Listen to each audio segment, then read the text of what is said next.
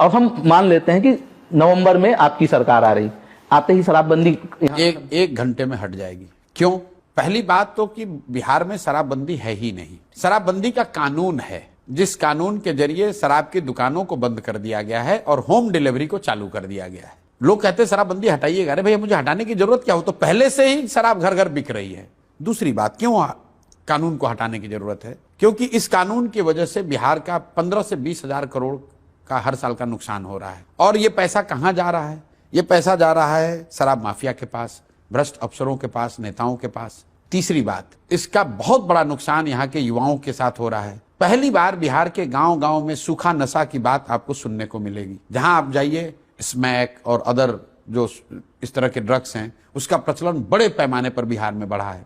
चौथी बात, जिन महिलाओं के एम्पावरमेंट की बात कही जा रही है, शराबबंदी के कानून आने के बाद 8.5 लाख से ज्यादा केस हुए हैं। आज 1 लाख से ज्यादा लोग जेल में आज भी हैं। ये ज्यादातर लोग गरीब, पिछड़े, वंचित समाज के, दलित समाज के, मुस्लिम समाज के लोग हैं, जिनके पास कोर्ट में जाकर बेल कराने का भी पैसा साधन नहीं है। तो वो उन घरों की महिलाओं की क्या दुर्दशा है।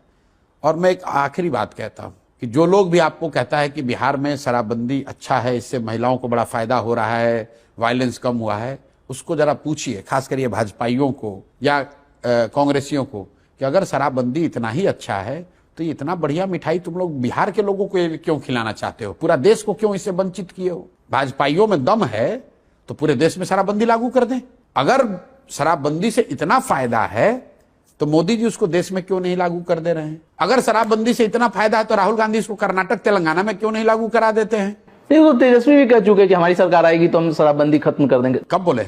मुझे लगा कि वो पिछले चुनाव के टाइम में बोले थे। उनका कभी दम ही नहीं वो आदमी बोल दे। आप कभी बोले हो तो बता दिए। आप बिल्कुल मिसकोट कर रहे हैं। इन लोगों में इतना दम है, ये तो सोचता है कि शराबबंदी का, हमको कहा कि गांधी का पिक्चर लगाकर और शराबबंदी हटाने की बात करते हैं।